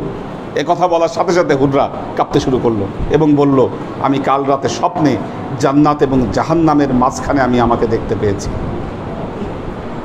কাজেই আমি জান্নাতের পথকে বেছে নিলাম। এই কথা বলে ঘোড়া হাঁকায়, কিন্তু ইয়াজিদের দলের সেনাপতি ঘোড়া হাঁকায় তিনি ইমাম হুসাইনের কাছে চলে গেলেন এবং ইমাম হুসাইনের পায়ে পড়ে বললেন, ইয়া হুসাইন, আমি আপনাকে প্রথম বাধা দিয়েছি, আমি যে অপরিসীম গুনার কাজ করেছি, এই মুহূর্তে যদি আমি তওবা করি তাহলে কি আমার তওবা কবুল হবে? ইমাম হুসাইন বললেন, হ্যাঁ অবশ্যই আল্লাহ তোমার তওবা কবুল করবেন। ইমাম হুসাইনকে বললেন, আমি তওবা করলাম এবং আমি প্রথম শহীদ হতে চাই আপনার দলে, আমি প্রথম শাহাদত বরণ করতে চাই। আমার এই গুনাহ, আমার পাপ, আমার এই অপরাধ মোচন করার জন্য উনি ঘোড়া হাঁকায় ইয়াজিদের সেনাবাহিনীর দিকে এগিয়ে গেলেন এবং কিছুক্ষণের মধ্যে তিনি শাহাদত বরণ করলেন। আল্লাহর আশিক ও সালেক বৃন্দ, যিনি সাইয়্যিদুশ শাবাব ফিল জান্নাহ, আল্লাহর নবী যাকে ঘোষণা করেছেন জান্নাতের কি সর্দার, যিনি, যে নবী হাউজে কাউসারের পানি পান করাবেন যখন, তখন জিজ্ঞাসা করবেন তার উম্মতকে, তুমি আমার এই আহলে বেইতের সাথে কি আচরণ করেছো? এই পাক পাঞ্জাতুনের অন্যতম সদস্য ইমাম হাসান হোসাইন, তাদের জন্য, আহলে বেইতের সদস্যদের জন্য এই মুসলিম বাহিনী দজলা ফরাতের পানি বন্ধ করে দিয়েছিল। একটা ফোঁটা পানির জন্য তারা হাহাকার করেছে, তারা সেই পানি তাদেরকে পান করাতে পারে নাই। এই উম্মত কিভাবে আশা করে যে জান্নাতে সে কি করবে? হাউজে কাউসারের পানি পান করবে?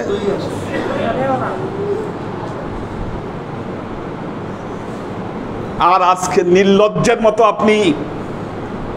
আপনারা এই ইয়াজিদের পক্ষ অবলম্বন করেন, ইয়াজিদের পক্ষে সাফাই গান। ঈমান কোথায় আছে? এগুলো সব বেঈমান, এগুলো বেঈমান। যে ইয়াজিদের পক্ষ দিবে সে বেঈমান, আজকে হোক ইতিহাসের যে কোনো সময় হোক, তারা বেঈমান, তারা ঈমানদার হতে পারে না। পক্ষ ঠিক করতে হবে আপনাকে। যে কথা বলেছিলাম, কেন ইমাম হুসাইন শাহাদত বরণ করলেন? এই শাহাদত কি রক্ষা করতে পারতো না? আল্লাহ চাইলে কি পারতেন না? কেন করলেন? দেখেন, কোরআনে এর ইশারা আরো অনেক আগে এসেছে। সূরা সাফফাত ফালাম্মা আসলামা ওয়া তাল্লাহু লিল জাবিন।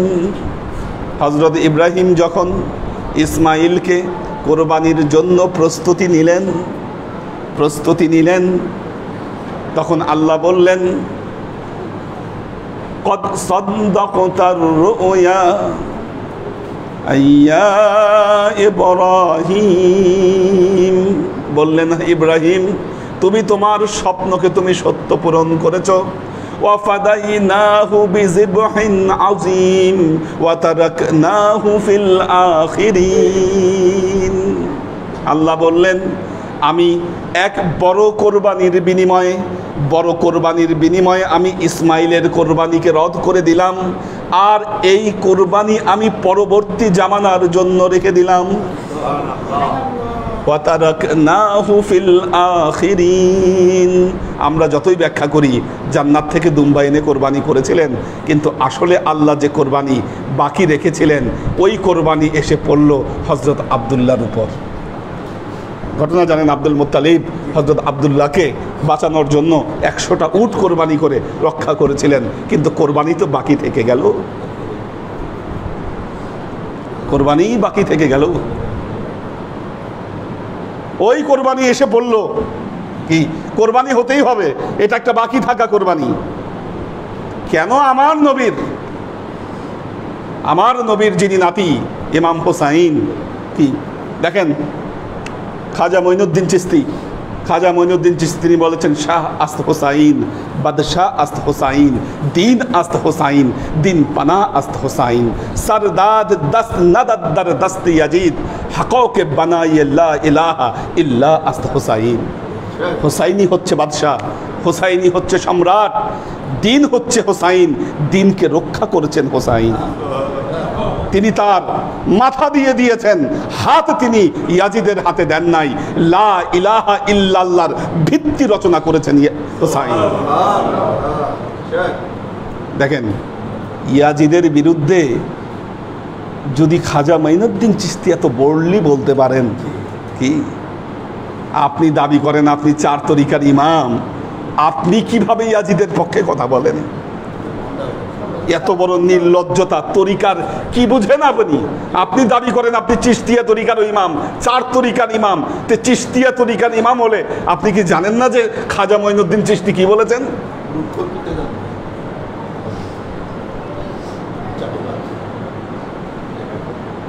তো আল্লাহর আশিক ও সালেক বৃন্দ, এই কোরবানি তো বাকি থেকে গেল। এই কোরবানি দিলেন কে? আমার নবীর নয়নের দুলালি, কি হযরত ইমাম হুসাইন রাদিয়াল্লাহু তাআলা আনহু। কেন?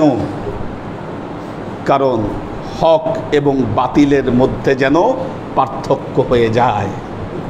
সোনাকে না পুরাইলে খাঁটি সোনা বোঝা যায় না, সোনা খাঁটি হয় না। ইয়াজিদ তার কোরবানির দ্বারা প্রমাণ করেছেন কোনটা হক আর কোনটা বাতিল। স্পষ্টভাবেই তখন থেকেই ইসলামের 2টো ধারা তৈরি হয়েছিল। তখন থেকেই তৈরি হয়েছিল। একটা হলো দামেস্কপন্থী ইসলাম, আর একটা হলো মদিনাপন্থী ইসলাম। বুঝেন, এখনো আছে এই ধারা। একটা দামেস্কপন্থী ইসলাম, একটা মদিনাপন্থী ইসলাম। কি মদিনাপন্থী ইসলাম যারা পালন করেছেন, যুগে যুগে তারা শাসকদের নিগ্রহের শিকার হয়েছেন। নবী এবং আহলে বেইতের প্রেম তাদের অন্তরে তারা ধারণ করেছেন, এবং তারা তাদের জীবনকে এই যুগে আজীবন তারা পরিচালিত করেছেন। আর যারা দামেস্কপন্থী ইসলাম, তাদের চরিত্র, তাদের কথা, তাদের মতবাদ, তাদের মনোভাব দেখবেন ওই সময় থেকে এখন পর্যন্ত সব এক। আপনাকে ঠিক করতে হবে আপনি কোন পথ অবলম্বন করবেন। কি আপনার যদি ইয়াজিদকে এত ভালো লাগে, কি ইয়াজিদকে এত ভালো লাগে, তাদের পরবর্তী বংশধরদেরকে যদি এত ভালো লাগে, আপনার বায়াত যদি ওই দিকে হয়, নিসবাত যদি ওই দিকে হয়, আপনার হাসর হবে তাদের সাথে।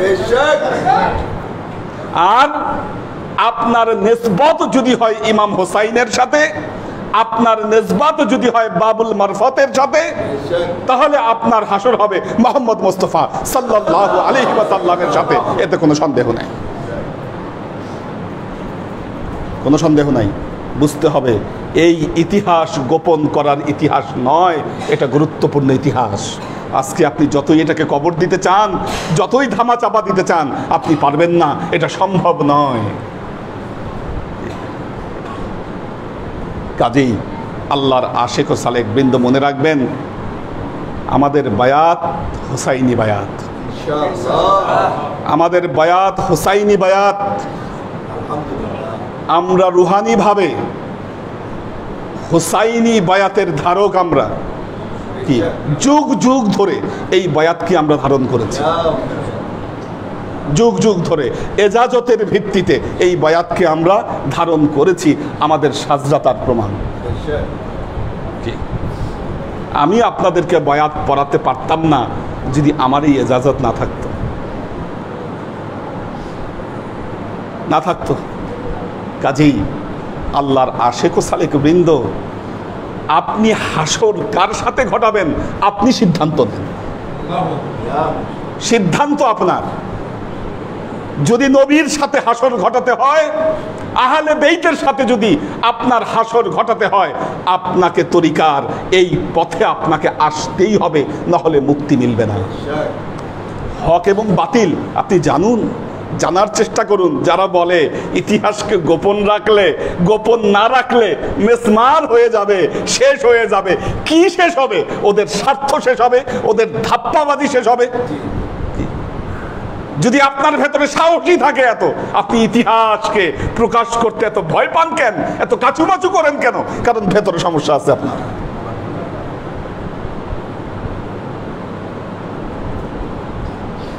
আল্লাহর আশিক ও সালেক বৃন্দ,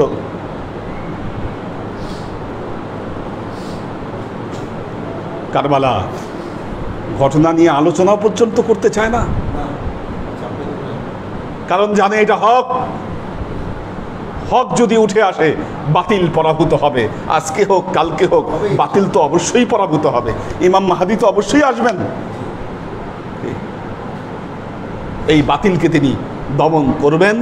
বাতিল বেশি দিন মাথাচাড়া দিয়ে উঠে না, যুগে যুগে মাথাচাড়া দিয়ে উঠেছিল, এই 20 দাঁতকে ভেঙে দেওয়া হয়েছে। প্রথম বিশ্বযুদ্ধের পরে আবারও এরা মাথাচাড়া দিয়ে উঠেছিল, এরা আবারও অবদমিত হবে।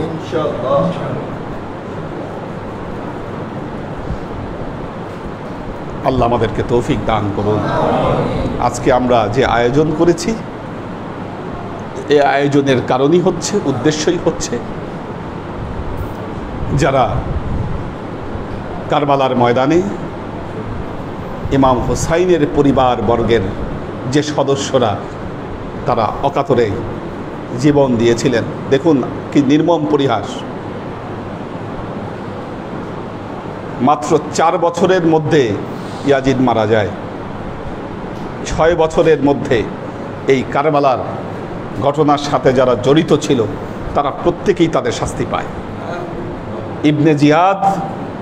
ইবনে জিয়াদ, সময় থাকলে আরও বলতে পারতাম কে ইমাম হোসাইনের জামা খুলেছিল, কে তার পাগড়ি খুলেছে, সব কিছু ইতিহাস নোটেড হয়ে আছে। এবং এই ইতিহাস 153 হিজরি পর্যন্ত কেউ লিখতে পারেনি, লিখতে দেওয়া হয়নি। 153 হিজরিতে প্রথম এই কারবালার ঘটনার উপর নির্ভরযোগ্য একটা বই লেখা হয়, তা এটার নাম হচ্ছে মাকতাল হোসাইন। এই এই বইয়ের 4টা ম্যানাস্ক্রিপ্ট পৃথিবীর 4টা বড় লাইব্রেরিতে সংরক্ষিত আছে। এটার অরিজিনাল ম্যানাস্ক্রিপ্ট মাকতাল হোসাইন।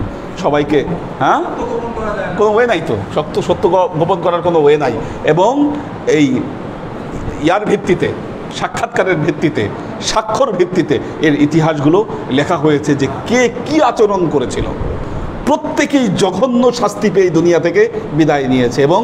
এবং ইয়াজিদের ছেলেও মারা যায়। মানে এটা যে কি এক অভিশাপ তাদের উপরে এসেছিল, ইয়াজিদের ছেলেও মারা যায়। এবং এরপরে এদের বংশের কেউ আর শাসক হতে পারেনি, হয়েছে তাদের আশেপাশে তাদের মতাদর্শী হয়েছে। কাজেই মনে রাখবেন, আপনি যদি এদের মতাদর্শী হন, আপনার উপরেও এই লানত আসবে। আল্লাহ আমাদেরকে রক্ষা করুন।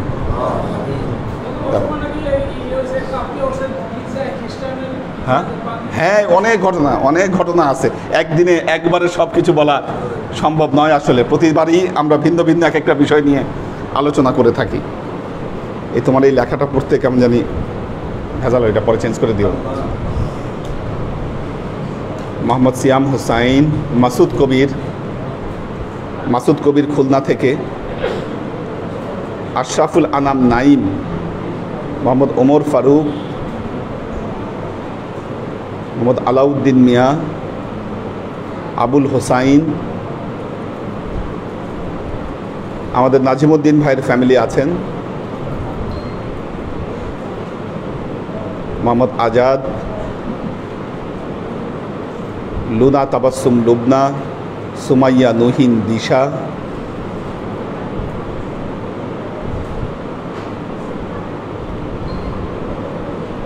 ফরহাদ আহমদ বলেছেন মুয়াবিয়া মুনাফিক, বাগে আহলে বাইতের দুশ্মন, পাপিষ্ঠ সন্তান, ইয়াজিদের লানত। আমাদের আখতারুজ্জামান সেলিম ভাই আছেন, এইচ শামীম, হুজুর আসসালামু আলাইকুম, সবাইকে সালাম দিয়েছেন।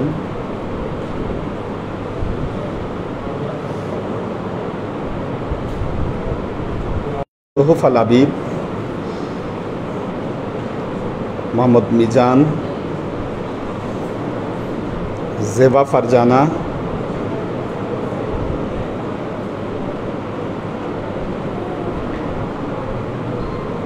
পর্ণা বিনতে কাদির, আমাদের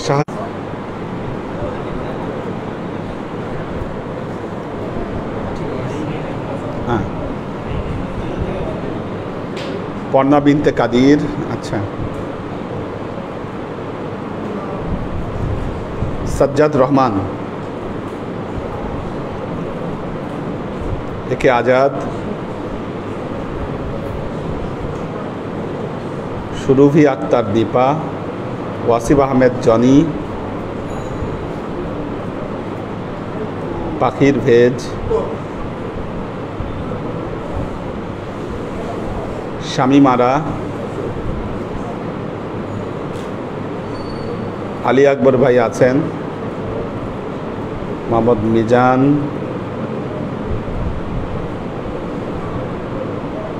রাবেয়া ওমর,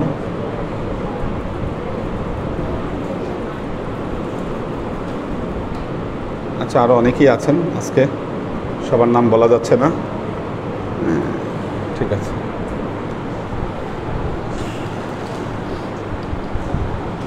وأشرق البدر علينا واكتفت منه البدور مثل حسنك ما رعينا قد يا وجه السرور صلى الله على محمد صلى الله عليه وسلم صلى الله على محمد صلى الله عليه وسلم صلى الله على محمد صلى الله عليه وسلم يا حبيبي يا محمد يا عروس الخافقين يا مؤيد يا ممزد يا إمام القبلتين صلى الله على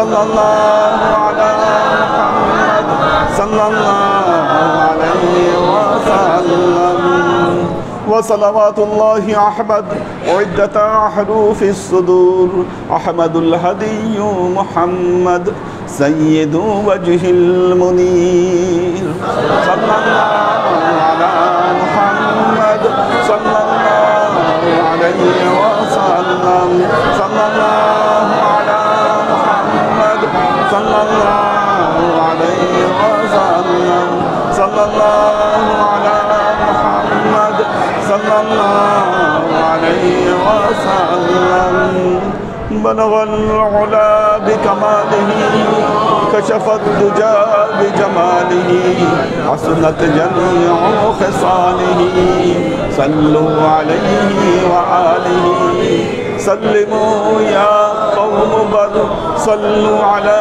صدر الأمين مصطفى ما جاء إلا رحمة للعالمين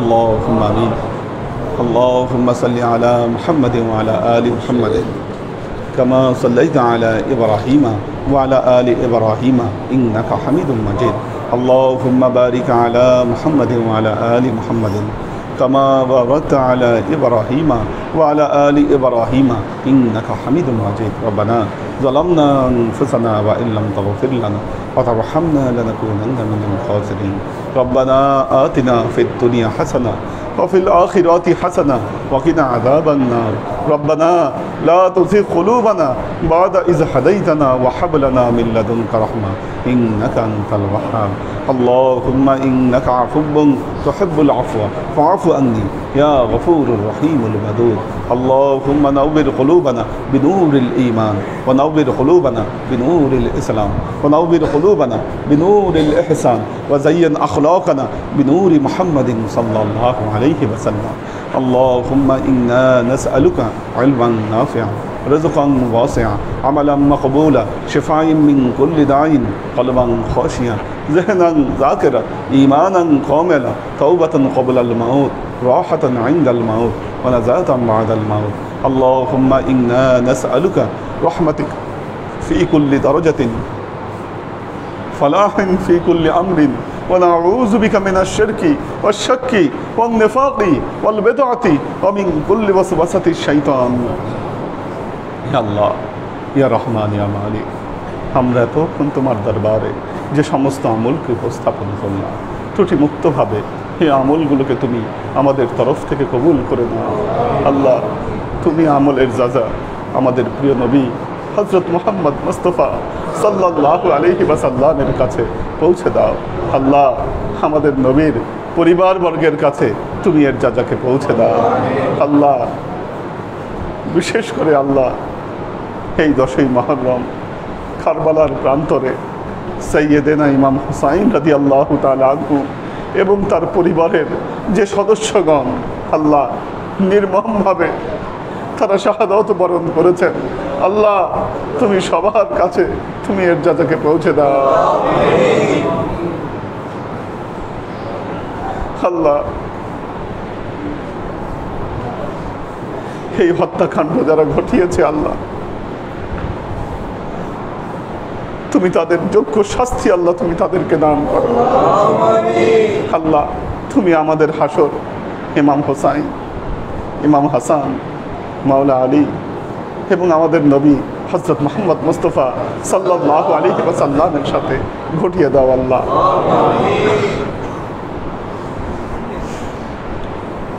আল্লাহ আমরা যেন তোমার নবীর সত্য দ্বীনকে এই পৃথিবীর মানুষের কাছে পৌঁছে দিতে পারি আমরা যেন হক প্রতিষ্ঠা করতে পারি এ তৌফিক তুমি আমাদেরকে দাও